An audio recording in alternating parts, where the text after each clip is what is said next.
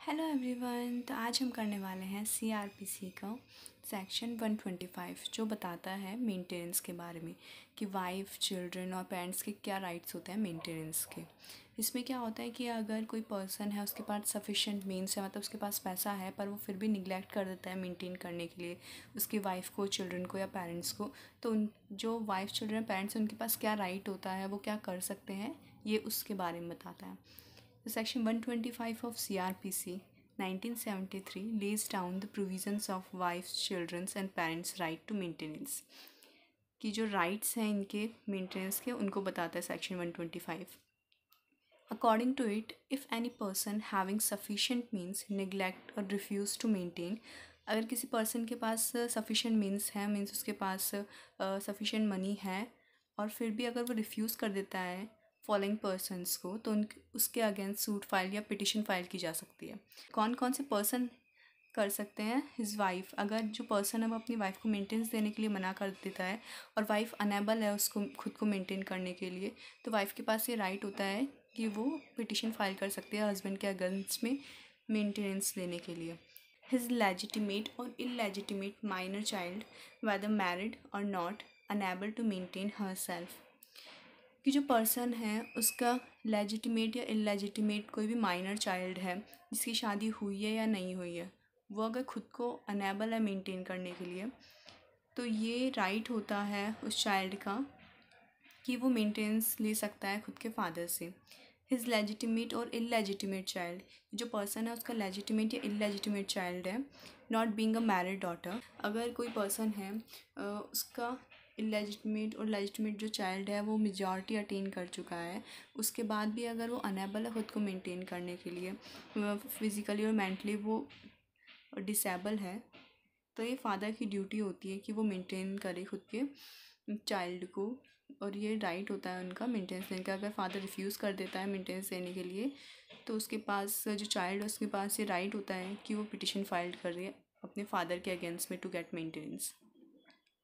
Third है his father और mother unable to maintain himself as और हिमसेल्फ और हर सेल्फ। ठीक है, कोई पर्सन है उसके मदर फादर है, वो खुद को अनेबल है, मेंटेन नहीं कर सकते खुद को, उनके पास इतना सफिशिएंट मनी नहीं है खुद को मेंटेन करने का, तो ये ड्यूटी होती है उस पर्सन की, उनके सन की, कि वो जो उसके फादर या मदर जो पेरेंट्स हैं उनको मेंटेनेंस दे।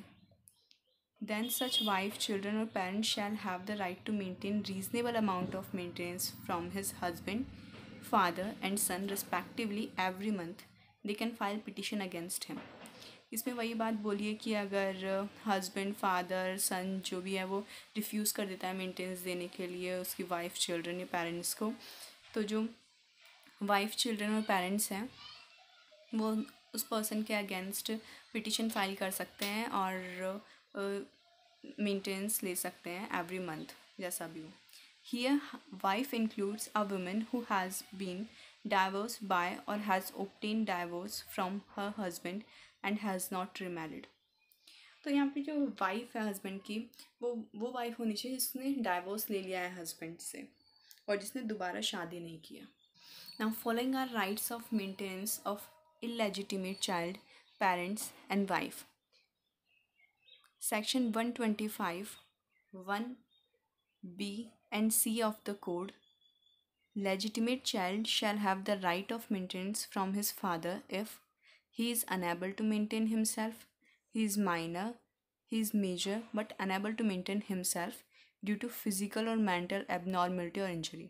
ठीक है, जो एक इलेजिटिमेट चाइल्ड है उसके पास राइट होता है अपने फादर से मेंटेनेंस लेने का, ये बताया section 125 subsection 1b and c में। ठीक है, और कब ले सकता है वो मेंटेनेंस? जब जो चाइल्ड है वो अनेबल है खुद को मेंटेन करने के लिए, चाइल्ड माइनर है और वो फिजिकली या मेंटली डिसेबल्ड है। ठीक है। Second, right of maintenance of parents. Parents के पास राइट होता है मेंटेनेंस का अंडर सेक्शन 125 1d। पेरेंट्स जो है उनके पास कब राइट होगा मेंटेनेंस के लिए? वो होगा जब जो पेरेंट्स हैं वो अनेबल है खुद को मेंटेन करने के लिए and the son has the sufficient means to maintain. अगर उनके सन के पास सफिशिएंट मीन्स हैं और जो पेरेंट्स हैं वो अनेबल है खुद को मेंटेन करने के लिए, तो जो पेरेंट्स हैं उनके पास राइट होगा right of maintenance under section 125 1d। इसमें एक केस है डॉक्टर विजय मनोहर वर्सेस राजाराम स्वामी का.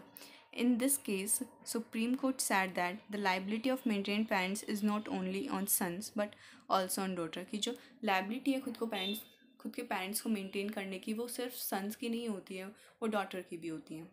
Now, wife when liable for maintenance. According to section 125 subsection 4, wife shall not be able to take maintenance from his husband if she lives in adultery, she refused to live with husband without any sufficient reason, they live separately by mutual consent. ठीक है, जो wife है उसके पास right नहीं होगा maintenance का अगर वो अडल्ट्री में रह रही है, किसी और पर्सन के साथ रह रही है एक्सेप्ट हर हस्बैंड के रिलेशन है किसी और पर्सन के साथ. जो वाइफ है बिना किसी रीज़न के रिफ्यूज़ कर देती है अपने हस्बैंड के साथ रहने के लिए, या फिर जो दोनों हस्बैंड वाइफ है वो म्यूचुअली सेपरेट रह रहे हैं, तो इसके इन तीनों कंडीशंस में वाइफ के पास राइट नहीं होगा मेंटेनेंस का. But wife can claim maintenance when she live separately from husband with sufficient reasons. पर वाइफ जो है उसके पास राइट होगा मेंटेनेंस का अगर वो किसी सफिशेंट रीज़न की वजह से अपने हस्बैंड से दूर रह रही है. When the husband creates such circumstances which compels her to live separately from him, then she has a right of maintenance from her husband. ठीक है, अगर जो वाइफ है वो अपने हस्बैंड से दूर रह रही है और हस्बैंड ने कुछ ऐसे सर्कमस्टांसेस क्रिएट किए हैं जिसकी वजह से वाइफ को दूर रहना पड़ रहा है, तो उस केस में वाइफ के पास ये राइट होता है कि वो मेंटेनेंस ले सकती है उसके हस्बैंड से. अब ये कुछ फॉलोइंग कंडीशंस है जो बताते हैं किन किन कंडीशंस में वाइफ अगर हस्बैंड से दूर रह रही है तो फिर भी उसके पास ये राइट होता है मेंटेनेंस का. फर्स्ट है when husband has contracted marriage with another women. अगर जो हस्बैंड है उस वाइफ का वो किसी और वुमेन से कॉन्ट्रैक्टेड मैरिज कर लेता है. When husband behaves with cruelty. जो हस्बैंड है वो क्रूअल्टी बिहेव करता है वाइफ के साथ. और when husband is unable to have sexual intercourse due to importance. तो इन तीनों कंडीशंस में जो वाइफ है वो अपने हस्बैंड से सेपरेट रह सकती है और उसके पास ये राइट होता है कि वो अपने हस्बैंड से मेंटेनेंस ले सकती है. ओके, तो अभी तक हमने पढ़ा कि अगर एक पर्सन जो हस्बैंड है किसी का सन है या फिर उसका कोई चाइल्ड है वो मेंटेनेंस नहीं दे रहा है खुद के चाइल्ड को, वाइफ को या पेरेंट्स को, तो जो चाइल्ड, वाइफ और पेरेंट्स हैं वो उस पर्सन के अगेंस्ट पिटिशन फाइल कर सकते हैं. तो अब पिटिशन अगर फाइल्ड हो गए उसके बाद क्या अमाउंट डिसाइड होगा, कैसे क्या होगा, इसका प्रोसेस अब हम आगे देखते हैं. फर्स्ट है amount of maintenance. After filing the petition magistrate analyse the whole matter and he can order for the sufficient amount of maintenance. जब पिटिशन फाइल होती है कोर्ट में, ये मजिस्ट्रेट जो है वो फर्स्ट क्लास मजिस्ट्रेट होगा. तो जो मजिस्ट्रेट होगा वो पूरे मैटर को एनालाइज करेगा और वो डिसाइड करेगा एक सफिशेंट अमाउंट कि क्या सफिशेंट अमाउंट होगा मेंटेनेंस का. और ये जो अमाउंट होगा उसकी कोई मैक्सिमम लिमिट नहीं होती है. The amount is fixed on the basis of position of parties, necessities और इनकम ऑफ हस्बैंड एक्सेट्रा. कि जो अमाउंट डिसाइड करेंगे मजिस्ट्रेट वो इस बेसिस पे होगा कि हस्बैंड की इनकम क्या है, पार्टीज़ की रिक्वायरमेंट क्या है, नेसेसिटीज़ क्या है. The amount of maintenance can be altered when there is changes in the circumstances under section 129. Section 129 में बोला है कि जो अमाउंट ऑफ मेंटेनेंस है ऐसा ही नहीं है कि एक बार फिक्स हो गया तो वो हमेशा वही रहेगा. It can change according to the circumstances. The amount can be increase और डिक्रीज. सेम चीज़ बोली है case Anita Kumari versus Ramachandran AIR 2003 में कि जो अमाउंट ऑफ मेंटेनेंस है ये इंक्रीज़ और डिक्रीज़ हो सकता है, ऐसा फिक्स नहीं होता है. ये तो हो गया अमाउंट ऑफ मेंटेनेंस. अब देखते हैं when shall be maintenance paid. ये बताया गया सेक्शन 125 सब सेक्शन 2 में amount of maintenance shall be paid from the date of order और from the date of application. जो मेंटेनेंस का अमाउंट है वो कब से पेड होगा ये सेक्शन 125 सब सेक्शन 2 में बताया है. और ये जो अमाउंट है ये जब एप्लीकेशन या पिटिशन फाइल की है या तो तब से एप्लीकेबल होगा या फिर जो ऑर्डर दिया है मजिस्ट्रेट ने तब से मेंटेनेंस देना होगा उस पर्सन को. Application for maintenance according to section 126 proceeding under section 125 may be taken against any person in any district. Section 126 बताता है कि सेक्शन 125 की जो प्रोसीडिंग है वो कौन से कोर्ट में होगी। तो ये डिपेंड करता है 3 कंडीशंस पे। वेयर ही इज़ लिव, जो पर्सन है, जो हस्बैंड है वो रह रहा हो। वेयर ही और हिज वाइफ रिसाइड, जहाँ उसकी वाइफ रह रही हो या हस्बैंड रह रहा हो। Where he last reside with his wife, या फिर हस्बैंड वाइफ लास्ट टाइम जहाँ एक साथ रह रहे थे वहाँ पिटिशन फाइल की जा सकती है। इसमें एक केस है कुमुद्दुन वर्सेस कनप्पा, AIR 1999। इस केस में क्या बोला गया था कि in this case wife resided at a place name Tamil Nadu and there she applied for the maintenance.